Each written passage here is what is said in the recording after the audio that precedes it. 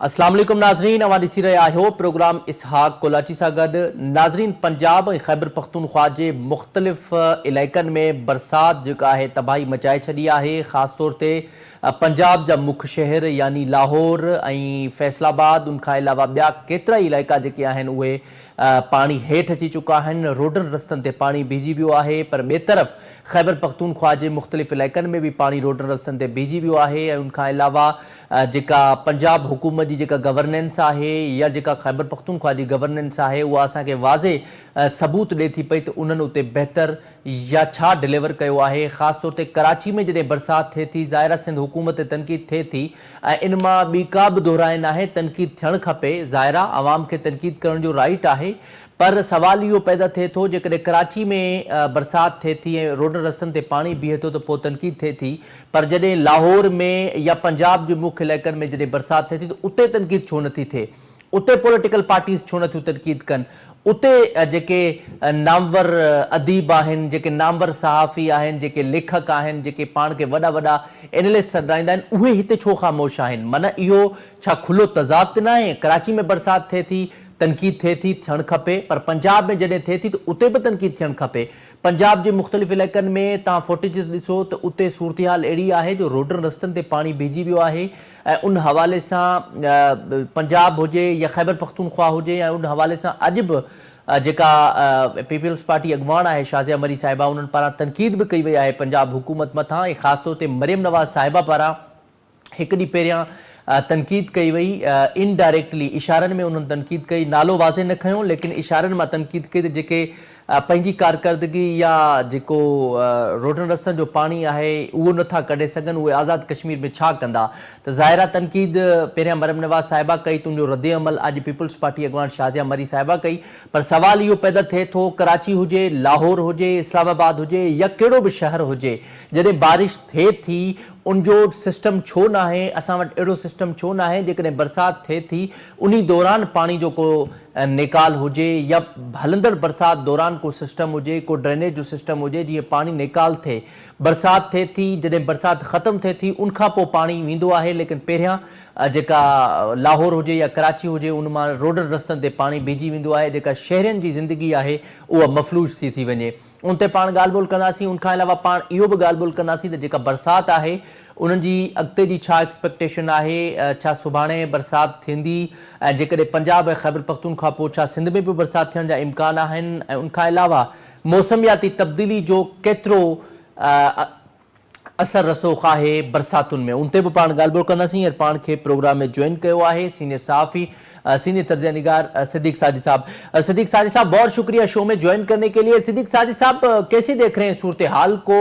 ज़ाहिर है हमारे सामने है ये सूरत हाल, लाहौर में नदी नालों में तुग़यानी है और रोडों रस्तों पर पानी खड़ा हुआ है। एक तरफ पंजाब हुकूमत बड़े दावे करती है और साफ सुथरा पंजाब के टाइटल से वो बड़े बड़े दावे करती है, लेकिन उनकी जो हुक्मरानी है या उनकी जो गवर्नेंस है उनका वाज़े सबूत हमें मिल चुका है, क्योंकि लाहौर में जो बरसात हुई है इस वक्त रोडों रस्तों पर पानी है। तो क्या कहेंगे आप इस सूरत हाल पे?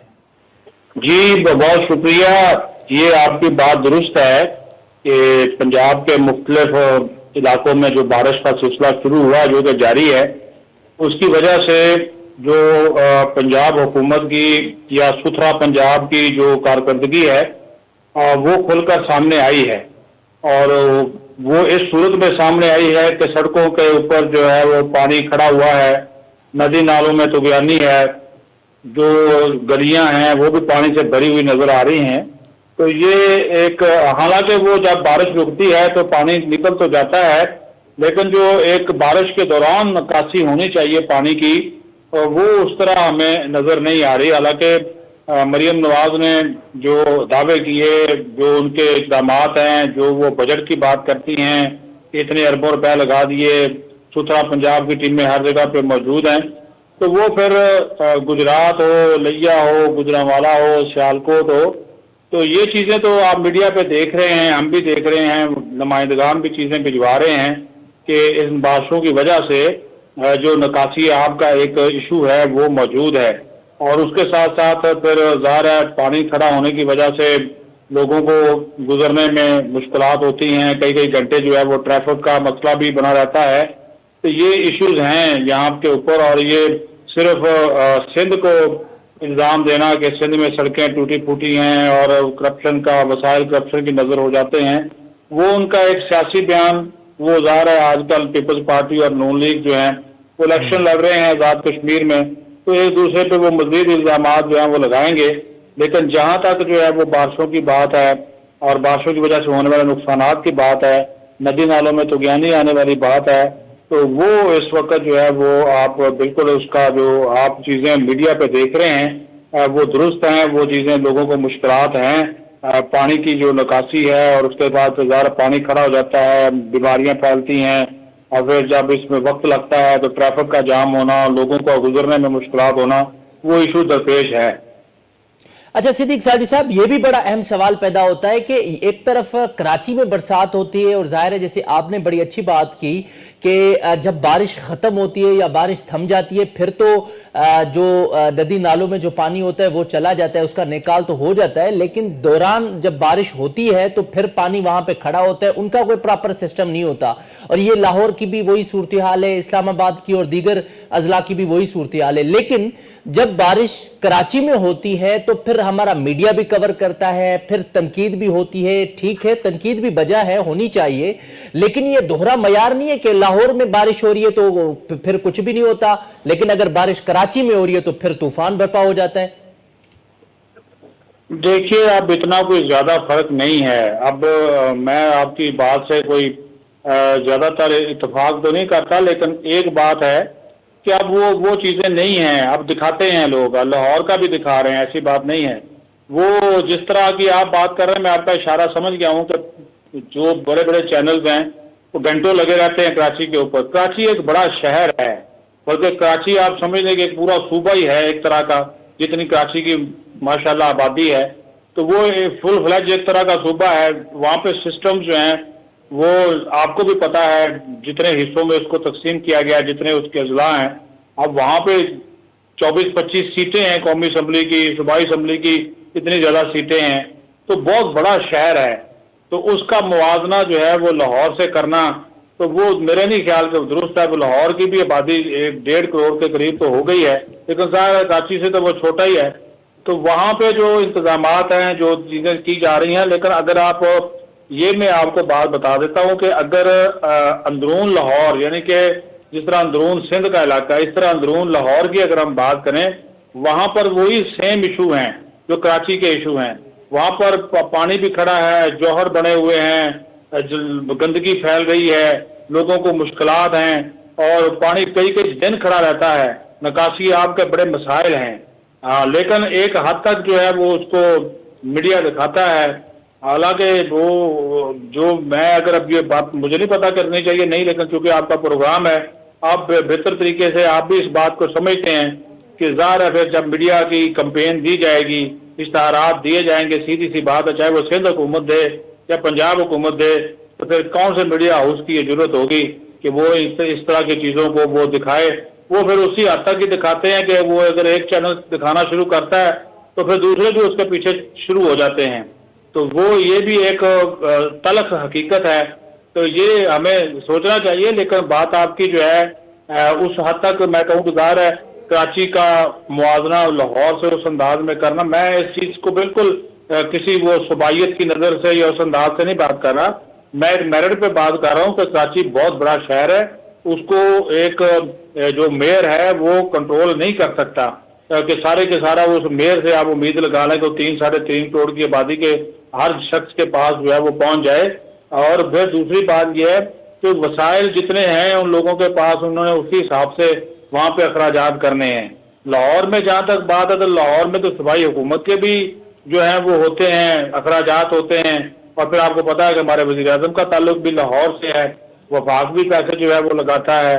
तो ये वो फिर फंडिंग के इश्यूज की वजह से अब आप देख लें। मैं छोटी सी मिसाल दूं, K4 का मंसूबा है, ये कितना ये साफ पीने का जो साफ पानी है, ये दूसरा है एनर्जी के इश्यूज हैं, ये बहुत सारे प्रॉब्लम्स हैं जिन्होंने जो के वफाक के मंसूबे हैं, लेकिन वो अभी तक मुकम्मल नहीं हो सके। वो MKM वाले भी बड़ा सारा जो है वो डालते रहते हैं, तो वो यहाँ पे जो फंडिंग उसका इशू नहीं होता है इतना जितना कि कराची में होता है, और उस वजह से वहां पर उस अंदाज में हमें काम नजर नहीं आता जिस अंदाज में हमें नजर आना चाहिए। अच्छा सिद्दीक साजी साहब, ये भी बताइएगा अब वहाँ की क्या सूरत हाल है? जैसे आपने बात की कि स्टार्टिंग में अब ज़ाहिर है बारिश के इम्कानात बताए भी जा रहे हैं, और ना सिर्फ पंजाब में बल्कि खैबर पख्तूनख्वा में भी बहुत से अजला में बारिशें हो रही हैं और इम्कानात हैं कि कल भी बारिश होनी है। तो आप क्या समझते हैं अब तक की क्या सूरत हाल है? वहाँ पे जो पानी था रोडों रस्तों पे और ख़ासतौर पे जो तुगनियानी थी नदी नालों में, तो उसका क्या निकाल हो चुका है या अब भी उस हवाले से वहां की जो मशीनरी है काम कर रही है? नहीं, वो कर रही है, अभी भी पानी पूरी तरह जो है वो नहीं निकला, चूंकि वक्फे वक्फे से बारिश का सिलसिला जो है वो जारी है।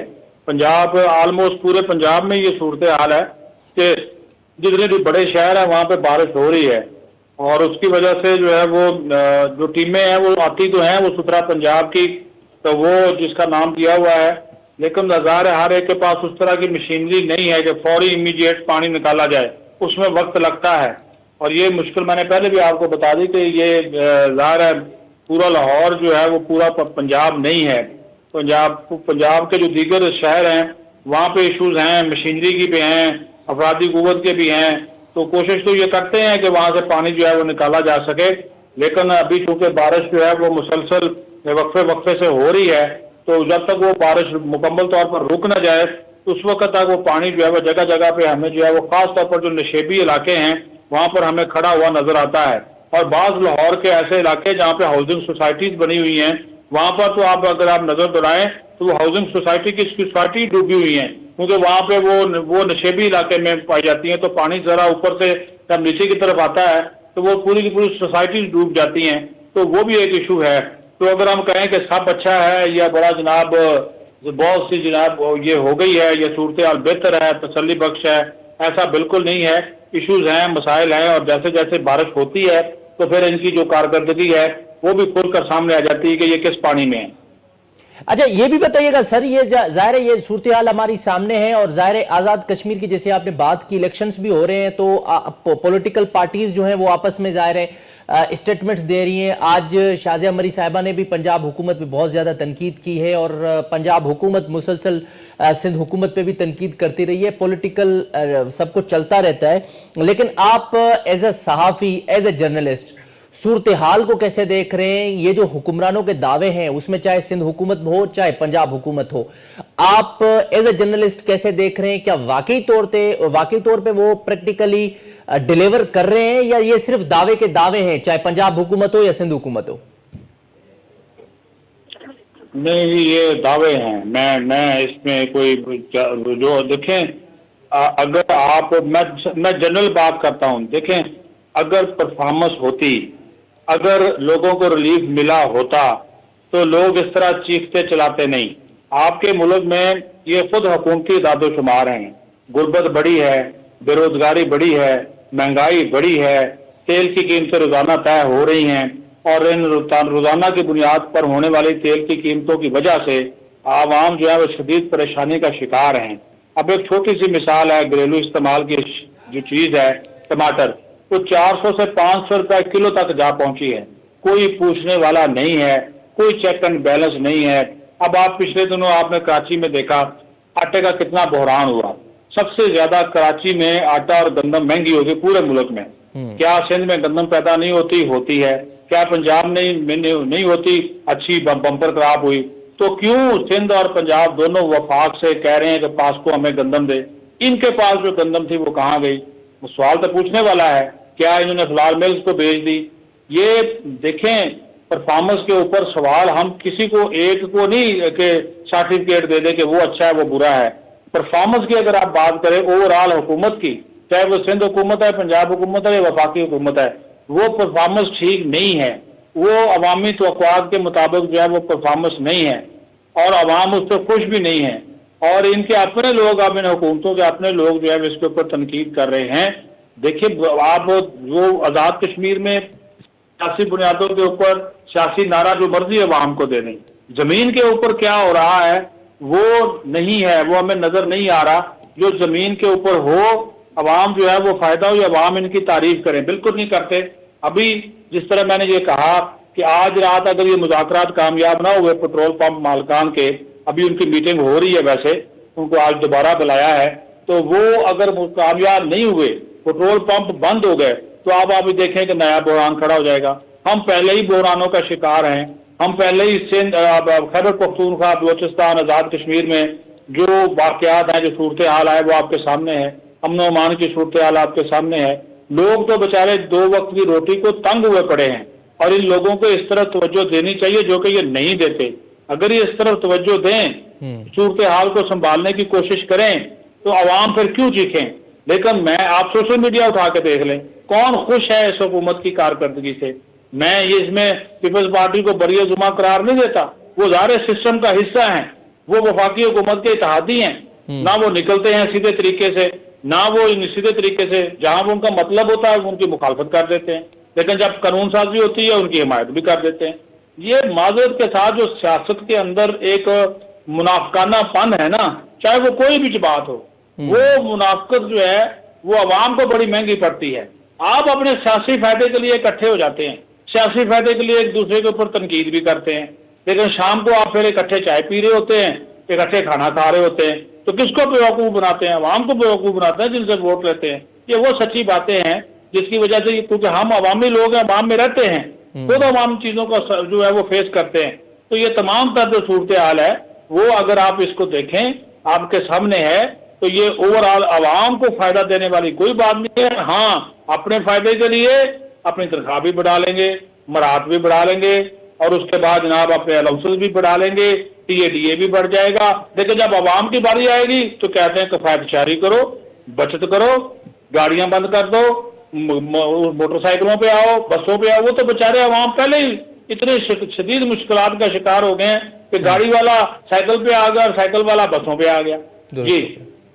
जी बहुत शुक्रिया सिद्दीक साजिद साहब, प्रोग्राम में हमें टाइम देने के लिए। नाज़रीन, अवां ॻाल्हि ॿुधी सिद्दीक साजिद साहब पाण सां गॾु प्रोग्राम में मौजूद हुआ। ज़ाहिरा उन्हनि जेको पंहिंजो ओपिनियन ॾिनो, उन हवाले सां उन मां इहो अंदाज़ो थिए पियो त ज़ाहिरा जेका पंजाब हुकूमत जी जेके दावा हुआ, या पंजाब हुकूमत जी जेका पत आहे उहा वाइकी थी वई आहे, छाकाणि त जेका लाहौर में जेको पॉलिटिक्स जो मर्कज़ सॼो वञे थो, लाहौर में अहिड़ी सूरत हाल आहे जो उते रोड रस्तनि ते पाणी बीहजी वियो आहे। ऐं उनखां अलावा पंजाब हुकूमत साफ़ सुथरा पंजाब जे नाले सां, टाइटल सां मुसलसल स्कीम्स शुरू कया आहिनि, दावा कंदा रहिया आहिनि, पर हाणे बरसाति जेको आहे उहो वाइकी करे छॾियो आहे उन्हनि खे। त हीअ जेका सूरत हाल आहे उन मां अंदाज़ो थिए पियो त जेका पंजाब गवर्नमेंट जी जेका गवर्नेंस आहे उहा कहिड़ी आहे ऐं केतिरी बहितर कारकर्दगी आहे, उन मां अंदाज़ो थी पियो। ॻाल्हि ॿोल खे पाण जारी रखंदासीं। हिते वञो शॉर्ट ब्रेक, स्टे विथ अस।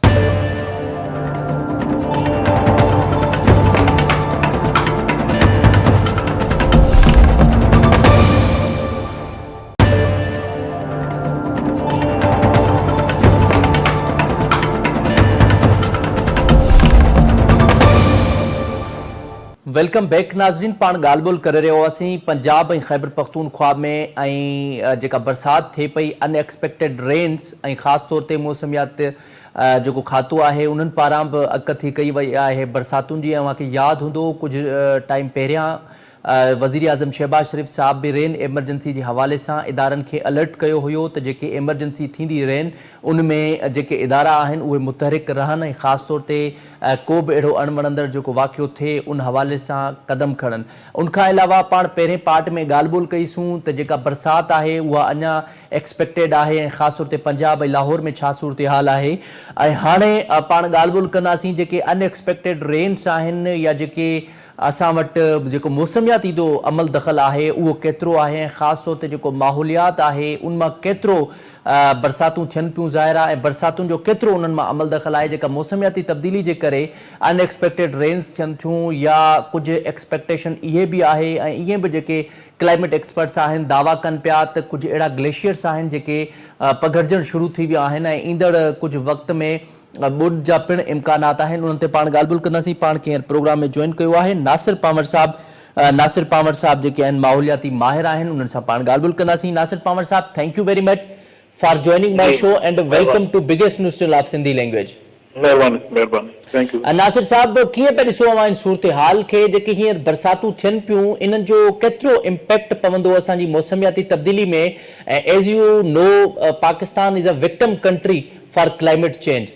जी जी बिल्कुलु, हिन में को शक न आहे त क्लाइमेट चेंज में असांजो कंट्रीब्यूशन घटि आहे, पर इन जेके असरात आहिनि जेके असां ॾिसूं पिया गुज़िरियल केतिरनि सालनि खां, चाहे उहे ॿोॾूं हुजनि, ख़ुश्क साली हुजे या हीट वेव हुजे या साइक्लोन्स हुजे, त उन शिकिल में असां ॾिसी रहिया आहियूं। ऐं हर साल गर्मी जेको आहे नवां नवां रिकॉर्ड थी रहिया आहिनि, गर्मी पद जेको आहे तेज़ सां वधी रहियो आहे। ऐं ओवरऑल तव्हां ॾिसो त जेको असांजो जेके 4 मौसमूं हुयूं उन्हनि में बि तब्दीली आई आहे। जेको सियारे जो पीरियड घटि थी वियो आहे, सर गाइब थी वियो आहे, ॿाहिरि जी मुद हाणे कोन था ॾिसूं, तक़रीबन हाणे ऊन्हारे जो जेको पीरियड आहे उहो प्रोलॉन्ग थी वियो आहे। त सिंध में तव्हांखे यादि हूंदो त हींअर जेका ख़रीफ़ जो फसल हुआ उहे ॾाढा मुतासिर थिया, पाणी जी शदीद खोट रही। ऐं ओवरऑल छाकाणि त असां लोअर रायपेरन आहियूं त पाणी जी शॉर्टेज में सिंध वधीक मुतासिर थी, पर हिन वक़्तु जेको हथरादू खोट पैदा कई वई, ख़ासि करे मथे पंहिंजो इलाइक़नि में ऐं पंजाब में जेको आहे सो उते पाणी मौजूदु हो, पर सिंध खे पंहिंजो घुर्बल हिसे जो पाणी न मिलियो। उन करे बि सिंध जा जेका ख़रीफ़ जा फसल हुआ उन्हनि जी पोखी मुतासिर थी। ऐं हिन वक़्तु जेको क्लाइमेट चेंज जी तव्हां ॻाल्हि कई त हिन वक़्तु हिकिड़ी फोरकास्ट आयल आहे त एल नीनो जेको आहे सो एग्ज़िस्ट करे पियो, जंहिं करे फोरकास्ट त इहा हुई त हिन वक़्तु बिलो एवरेज मींहं पवंदा, घटि बरसातूं थींदियूं ऐं ख़ुश्क साली जी वार्निंग ॾिनल आहे। ऐं सिंध में हिन वक़्तु जेका सूरत हाल आहे उहा पंहिंजो ॾुकार जे तरफ़ वञी रही आहे। ख़ासि करे असांजा जेके वायरासा इलाइक़ा आहिनि या डिज़र्ट इलाइक़ा आहिनि, जीअं थर आहे, काछो आहे, कोहिस्तान आहे, उते जेके आहिनि से पंहिंजा जेके तलाउ तरायूं उहे सभु सुकी वयूं आहिनि ऐं उते ॾुकार जी सूरत हाल आहे। ऐं उते जेके घुर्बल थर में जेके 4 बरसातूं हूंदियूं आहिनि उहे जेसिताईं न पवंदियूं तेसिताईं उते फसल कोन थींदो, उते जेको चुपायो माल आहे उहो मुतासिर थींदो। मथियनि इलाइक़नि में बरसातूं शुरू थियूं आहिनि ऐं सिंध में बि अॼु सुभाणे खां कुझु ज़िलनि में फोरकास्ट कई वई आहे। त हिन वक़्तु ज़ारा जीअं मूं चयो त सिंध में त पाणी जी सॼी खोट आहे ऐं उन करे जेके बरसातूं रहमत जूं पवनि, पर असां वटि ॾिसूं था त वरी जॾहिं बरसातूं अचनि थियूं ऐं असांजी जेका मिसमैनेजमेंट आहे, असां वटि अर्बन फ्लडिंग थिए थी ऐं असां वटि जेके ड्रेनेज निज़ाम आहे उनखे टैकल करण जी सलाहियत नथो रखे, या थोरे वक़्त में घणी बरसाति पए थी, छाकाणि त क्लाइमेट चेंज में जेका कथी कई वई आहे त मौसमनि में शिदत जा वाक़िया जेके आहिनि वधी वेंदा। त जेका 2 महीननि जी जेका मॉनसून जी बरसाति आहे उहा हिकिड़े हफ़्ते में पई सघे थी, हिकिड़े हफ़्ते जी बरसाति तव्हांजे हिकिड़े ॾींहं में पई सघे थी, चंद कलाकनि में पई सघे थी। त उन लाइ असांखे पंहिंजो जेको इंफ्रास्ट्रक्चर आहे, जेको ड्रेनेज जो ख़ासि करे शहरनि जो, उनखे असांखे इम्प्रूव करणो पवंदो। जेके पाणी वाटरवेज़ ते जेके कब्ज़ा आहिनि, इनक्रोचमेंट थियल आहे, उन्हनि खे हटाइणो पवंदो ऐं असांखे क्लाइमेट रेज़िलेंट इंफ्रास्ट्रक्चर ठाहिणो पवंदो।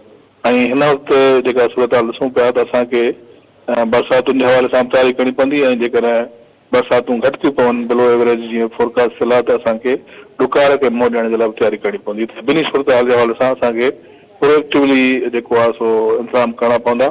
ऐं असांजो जेको रहियो आहे डिज़ास्टर्स खे मुंहुं ॾियण जी जेका रवायत, त असां हमेशह रिएक्टिव मोड में कमु कयो आहे। जॾहिं का आफ़त ईंदी आहे त पोइ असांजा इदारा सुजाॻ थींदा आहिनि, पोइ असांजो रिस्पॉन्स ठहंदो आहे। पर असां वटि जेको अर्ली वार्निंग सिस्टम आहे उनखे असांखे इफेक्टिव करणो पवंदो ॿिन्ही सूरत हाल में, जीअं मूं चयो बोर्ड में बि ऐं ख़ुश्क साली में बि। त असांजा जेके ख़ासि करे जेको ज़रई शोबो आहे क्लाइमेट चेंज में सभ खां वधीक मुतासिर ज़राअत थिए थी ऐं ज़राअत छाकाणि त क्लाइमेट जे हवाले सां हिकिड़ो हसास शोबो आहे, पाणी जी खोट में बि मुतासिर थिए थो, पाणी जी घणाई में बि ज़राअत मुतासिर थिए थी। त उन हवाले सां असांखे क्रॉप इंश्योरेंस ते कमु करणो पवंदो, फसलनि जी इंश्योरेंस असां वटि कोन थी थिए, या लाइफ स्टॉक इंश्योरेंस ते बि कमु करणो पवंदो, छाकाणि त ॿाहिरां जे माण्हुनि जो जेको गुज़र सफ़र आहे ई ज़राअत ते ऐं चुपाए माल ते। जेकॾहिं उहो उन्हनि जा जेके असेट्स आहिनि उहे मुतासिर थींदा त उहे उन्हनि जेके शाक मां रिकवर करण जे लाइ उन्हनि वटि का वसीला कोन्हनि के, उन्हनि वटि का सहूलियत न आहे। त इनखे असांखे जेका क्लाइमेट चेंज पॉलिसी ठही आहे फेडरल लेवल ते, प्रोविंशियल लेवल ते, उनखे हाणे असांखे एक्शन में खणी अचिणो पवंदो ऐं उन ते अमल दरामद करण लाइ जेके बि स्टेक होल्डर्स आहिनि, जेके बि डिपार्टमेंट्स आहिनि, मिनिस्ट्रीज़ आहिनि, जेको कमु विरहायल आहे उहो सभिनी खे पंहिंजो पंहिंजो कमु करणो पवंदो ऐं आम माण्हूअ खे सुजाॻी ॾियणी पवंदी। अच्छा नासिर साहब, इहो बि ॿुधाइजो, अवां इन में ॻाल्हि कई मिसमैनेजमेंट जी, ऐं ज़ाहिर आहे मिसमैनेजमेंट नो डाउट इन में को शक न आहे त असां वटि मिसमैनेजमेंट आहे। ऐं मां ऑलवेज़ चवंदो रहंदो आहियां त पाकिस्तान एग्रीकल्चर सेक्टर में भी पाकिस्तान एग्रीकल्चर कंट्री आहे पर मिसमैनेजमेंट में भी नंबर 1 आहे ऐं अवां मिसमैनेजमेंट जी ॻाल्हि कई इन में सर इहो सवाल पैदा थिए थो हर साल समिट्स भी थियनि पिया क्लाइमेट जे हवाले सां ऐं क्लाइमेट हिकिड़ो मुश्किल टास्क आहे ख़ासि तौर पाकिस्तान जहिड़े कंट्री जे लाइ पाकिस्तान जी मूं इंट्रो में ॻाल्हि कई त विक्टिम कंट्री आहे क्लाइमेट चेंज जो अवां सम्झो पिया कहिड़ा अहिड़ा लूफोल्स आहिनि जिन्हनि ते असां तवजा न पिया ॾियूं ना हुकूमत सिंसियरिटी वठे पई न ही अवाम वठे पियो वजह छा आहे कहिड़ा अहिड़ा लूफोल्स आहिनि जंहिंजे करे असां फ्लड्स खे बि ॾिसूं पिया असां जेको आहे ॾुकार वारी सूरत हाल खे बि ॾिसूं पिया असां अनएक्सपेक्टेड रेन्स खे बि ॾिसूं पिया हिकिड़ो त असां वटि जेको आबादी मजमूई तौर ते वधी रही आहे पॉपुलेशन वधी रही आहे ऐं उन में वरी शहरी आबादी वधी रही आहे त असांजे शहरनि जो जेको एक्सपेंशन आहे जेको वाधारो थिए पियो उनमें असांजी जेका ज़मीन आहे उनजो इस्तेमालु उन में तब्दीली अची रही आहे शहरनि जा मास्टर प्लान कोन्हनि शहरनि जो लैंड यूज़ प्लान कोन्हनि के ऐं उहो असां सॼो प्राइवेट सेक्टर जे हवाले करे छॾियो आहे त उहे जीअं वणनि तीअं उहो उनखे वधाइनि ऐं उनजे करे ई जेको वायोलेशन थिए थी जेको ऐं हाणे त ताज़ो असांजे अदालतुनि बि चयो आहे त जेको रेजिडेंशियल प्लाट्स आहिनि उन्हनि खे तव्हां कमर्शियल करे सघो था त हाणे जॾहिं असां पहिरीं एतिरो नुक़सानु करे चुका आहियूं ऐं जेको कमर्शलाइज़ेशन जे नारे में या उन में स्लोगन में असां हेॾी तबाही करे चुका आहियूं त शहरनि जा जेकॾहिं मास्टर प्लान हुजनि ऐं उन्हनि ते पंहिंजो कानून जी अमल हुजे रेगुलेशन हुजे एनफोर्समेंट हुजे रुगो मास्टर प्लान ठाहिणु हिकिड़ो मरहलो आहे उन ते वरी अमल दरामद बि करणो आहे त उन्हनि जी जेका शहरनि जा मास्टर प्लान हूंदनि उन में इहो तइ थिए त केतिरी ज़मीन तव्हांखे खपे थी त नेक्स्ट 100 ईयर्स लाइ या 200 सालनि लाइ जंहिंमें तव्हां रहायशी पंहिंजो आबादी पंहिंजो उन लाइ रखंदो या कमर्शियल पर्पज़ लाइ रखंदो ऐं शहरनि में जेके ग्रीन स्पेसिस हुआ जेके पार्क्स हुआ या पंहिंजो बाग बागीचा उन्हनि जे लाइ ज़मीन हुजणु खपे त हाणे असां वटि उहे जेके ग्रीन एरियाज़ आहिनि उन्हनि ते कब्ज़ा थी विया ऐं जेको असां नेचर जा जेके उसूल आहिनि जीअं मूं चयो त जेके वाटर वेज़ हुआ कुदरती उन्हनि ते असां इंक्रोचमेंट कई कब्ज़ा कया उनजे करे जेको आहे सो उन में जेको अर्बन फ्लडिंग वारो जेको सिलसिलो आहे उन में वधी गई अहिड़े नमूने सां वरी दरिया जे अंदरि बि असां ॾिसूं था त उते बि दरिया जे अंदरि बि बंद ठाहिया विया आहिनि कब्ज़ा कया विया आहिनि फॉरेस्ट जेको आहे बेला उन्हनि तमामु घणी डिफॉरेस्टेशन थी रही आहे बेलनि में घटिताई अची रही आहे त हीउ जेको नेचुरल जेको हिकिड़ो तवाज़ुन हो फितरत जो उन में हज़रत इंसान तरक़ी जे नाले में जेका तबाही कई आहे मां सम्झां थो असांखे वरी रिकनेक्ट करणो पवंदो ऐं पंहिंजी डेवलपमेंट पैराडाइम खे वरी रिविज़िट करणो पवंदो उन ते नज़रसानी करणी पवंदी त असां जीअं तव्हां चवंदा त डेवलप्ड कंट्रीज़ जे करे असां भोगे रहिया आहियूं उन क्लाइमेट चेंज में ऐं ग्लोबल वार्मिंग में उन्हनि जो घणो कंट्रीब्यूशन आहे पर असांखे पंहिंजो जेको घरु आहे उनखे बि थोरो ऑर्डर में करणो पवंदो जेके कानून आहिनि उहे सिर्फ़ु पेपर ते न हुजनि पर अमल दरामद उनजो थियणु खपे ऐं जीअं बेला आहिनि त उन्हनि खे बेलनि खे वधाइण जे लाइ कमु करणु खपे हिकिड़ो ॾिसो मैच्योर ट्री जेको आहे उनखे ट्री खे मैच्योर थियण में केतिरा साल लॻनि था पर जेकॾहिं हुनखे असां कटे था छॾियूं इवन तव्हां नई प्लांटेशन कयो त उनखे केतिरा साल लॻंदा वरी मैच्योर ट्री थियण में अच्छा नासिर साहब लास्ट क्वेश्चन आख़िर में सर इहो ॿुधाइजो अवां इन में ॻाल्हि कई मास्टर प्लान जीअं ख़ासि तौर ते जेको कराची जे लाइ मास्टर प्लान आहे 2020 जो उन में बि प्रैक्टिकली तौर ते अमल न थी सघियो आहे पर उन खां पोइ वरी अपडेटेड मास्टर प्लान बि कोन आयो आहे हाणे जेका तव्हां ॻाल्हि कई ख़ासि तौर ते मां पाण इन जो आई विटनेस आहियां जेको कराची में जेको शाहराए भुट्टो ठहियो आहे उहो हिकिड़े ॿेले मंझां ठहियो आहे जिते वण हुया तमामु घणो ग्रीनरी हुई उतां रस्तो कढी करे उन्हनि हिकिड़ो शाहराए भुट्टो ठाहे छॾियो आहे अवां सम्झो पिया जेके इहा वणनि जी कटाई थिए पई ॿेलनि जा ॿेला कटिया था वञनि इन जे करे तमामु घणो इम्पैक्ट पए थो इहो असां पाण हथ सां जेको आहे इंडिविजुअली ज़ुल्म कयूं था पिया बिल्कुलु जेसीं ताईं मूं चयो त जेसीं ताईं असां फितरत जो एतिराम न कंदासीं इकोलॉजी खे रिस्पेक्ट न कंदासीं त उनजी वायोलेशन कंदासीं त फितरत नेचर बि रिएक्ट कंदी ऐं हीअ जेके बि आफ़तूं अचनि पियूं डिज़ास्टर अचनि पिया इहो सम्झो त हिकिड़ो फितरत जो रिएक्शन आहे त असांजो जेको फितरत सां जेको मूं चयो त हुनखे हमांग करणो पवंदो पंहिंजी प्लानिंग में पंहिंजे पॉलिसीज़ में जेके प्रोजेक्ट्स ठहनि था हुन में एनवायरमेंट खे टॉप प्रायोरिटी ॾियणी पवंदी ऐं सिर्फ़ु हुनखे ईअं सेरेमोनियल रुगो असां न चऊं त असां एनवायरमेंट ते कमु कयूं पिया या प्लांटेशन कयूं पिया त असांखे सही माना में हाणे जेकॾहिं असां डिफॉरेस्टेशन करे ऐं वरी वरी हाउसिंग स्कीम्स ठाहींदासीं या रोड रस्ता ठाहींदासीं ऐं पोइ वरी कुझु नंढड़ा ॿूटा पोखे चवंदासीं त असां ग्रीन इनिशिएटिव शुरू कयो आहे इहो हुनजी असां माना मिटिगेशन नथा करे सघूं तंहिं करे असांखे लॉन्ग टर्म प्लानिंग करणी खपंदी ऐं शॉर्ट टर्म ऐं मीडियम टर्म इंटरवेंशन्स करणा पवंदा ऐं उन में माण्हुनि खे इन्वॉल्व करणो पवंदो जेसीं ताईं पब्लिक इन्हनि शयुनि खे ओन न कंदी तेसीं ताईं असां घुरबल जेके नतीजा उहे हासिल नथा करे सघूं ठीकु आहे thank you so much Nasir Pawar साहब प्रोग्राम में असांखे टाइम ॾियण जे लाइ। नाज़रीन अवां ॻाल्हि ॿुधी ॿुधी पाण सां गॾु माहौलियाती माहिर क्लाइमेट एक्सपर्ट नासिर पावर साहब मौजूद हुआ। नासिर पावर साहब जी अवां ॻाल्हि ॿुधी उन्हनि पूरे जेको आहे ओपिनियन में सिर्फ़ु हिकिड़ी ॻाल्हि कई ऐं जेका तमामु घणी मां बि उन ॻाल्हि खे पसंदि बि कयो इंडोर्स बि कयो। जेका ई सूरत हाल थिए पई आफ़तूं अचनि पियूं या जेको क्लाइमेट जा इम्पैक्ट्स पाण ॾिसूं था पिया इन्हनि जी वजह असां पाण आहियूं। हथ सां जॾहिं असां ॿूटा ऐं ॿेला कटे करे उते असां रोड रस्ता ठाहे छॾींदासीं घर ठाहे छॾींदासीं उनजो इम्पैक्ट पवंदो। ख़ासि तौर ते जेके नदियूं आहिनि या दरिया आहिनि उन्हनि सां गॾु जेके आस पास सोसाइटियूं ठहनि थियूं पियूं इन्हनि जो इम्पैक्ट पवणो आहे। छाकाणि नेचर हमेशह पंहिंजो रस्तो पाण ठाहींदी ऐं सोचणु खपे असांखे त इन जेके क्लाइमेट जा इम्पैक्ट्स आहिनि उन्हनि ते असांखे नज़रसानी करणु खपे ऐं ख़ासि तौर ते जेको मास्टर प्लान आहे उन ते प्रैक्टिकली तौर ते अमल थियणु खपे। हुकूमत पारां मुख़्तलिफ़ इहे दावाऊं कयूं वेंदियूं आहिनि त असां ग्रीनरी कयूं था या उनखां अलावा जेके वण आहिनि उन्हनि खे असां वधीक प्रमोट कयूं पिया वण लॻायूं पिया ॿूटा लॻायूं पिया। पर अव्हांखे यादि हूंदो कुझु महीना पहिरियां जेको इस्लामाबाद में हिकिड़े जबल खे कटियो वियो ऐं इस्लामाबाद जेको कैपिटल आहे पाकिस्तान जो उते हिकिड़ो जबल कटे हाउसिंग सोसाइटी ठाही वई। लाहौर में जेको रावी दरिया आहे उन सां गॾु हाउसिंग सोसाइटी ठाही वई। त इहे जेके सॼा इम्पैक्ट्स असां ॾिसूं था पिया इन्हनि जी कुझु न कुझु में असां पाण इन्वॉल्व आहियूं। असांखे सोचणु खपे त जेकी सूरत हाल आहे ख़ासि तौर ते क्लाइमेट जे हवाले सां समूरी दुनिया परेशान आहे त क्लाइमेट खे कहिड़े तरीक़े सां मुंहुं ॾिजे ऐं असां बजाए क्लाइमेट जे इशूज़ खे फेस करण जे असां क्लाइमेट जा जेके नेगेटिव इम्पैक्ट्स आहिनि उन खे उजागर कयूं पिया। असांखे सोचणु खपे त जेका नेचर आहे हमेशह नेचर पंहिंजो रस्तो पाण ठाहींदी आहे। Climate is a very serious issue for the whole world not specific Pakistan but it's all over whole world. So we have to know and we have to understand that climate change it's a not climate change but it is a disease and it's a death of our humanity. So ये सॼी सूरत हाल ते पाण ॻाल्हि ॿोल कईसूं। हींअर programme जो वक़्तु पंहिंजी पुॼाणी थो पहुचे। मूंखे इजाज़त ॾींदा अलाह के बाद।